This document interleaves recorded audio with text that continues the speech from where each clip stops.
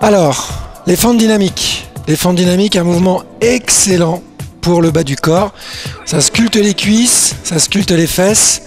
C'est franchement mon mouvement de coup de cœur pour les jambes. Très efficace et résultat garanti.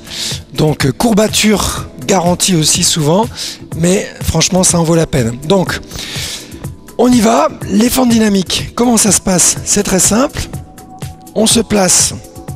On essaie de se placer dans un espace où on garde au minimum une dizaine de mètres, ce serait idéal, ou au moins au minimum 5 mètres, hein, ce serait bien. Le but du jeu, c'est de se déplacer, mais en mouvement de fente. Donc, vous placez vos mains au niveau des hanches et vous allez faire un pas en avant comme si vous vouliez mesurer la longueur d'une pièce.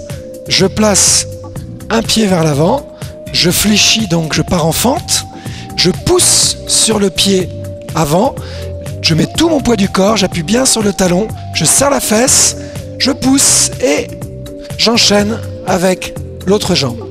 Et j'enchaîne à nouveau en poussant sur la cuisse gauche, la fesse gauche et le talon. Je reste bien droit, je serre le ventre, je pousse et je change à nouveau et je descends. Et je pousse, etc. etc. Donc, je vais faire un aller-retour pour bien vous montrer. Pensez à bien garder le dos droit et de faire des pas suffisamment grands pour que lorsque vous êtes en avant, le genou reste, c'est très important, le genou reste derrière la pointe du pied. D'accord? Vous devez voir la pointe du pied lorsque vous faites le mouvement. Vous devez voir votre pied. Si vous ne le voyez pas, c'est que le genou est trop en avant. D'accord? Et là, c'est pas bon pour le tendon. Ça tire sur le tendon rotulien. Pas très bon pour les genoux. Donc, un aller-retour pour vous montrer une dernière fois.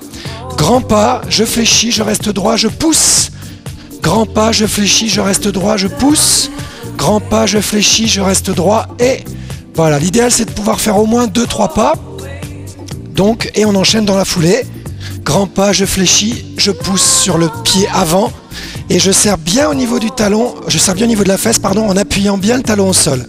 Je pousse, je descends, je pousse et j'essaie de bien descendre. Hein. Pensez à bien fléchir et pas que la jambe devant. Ce sont les deux jambes qui se fléchissent. Donc, vous gardez le poids du corps légèrement vers l'arrière, d'accord, le dos bien droit. Et vous fléchissez les deux jambes.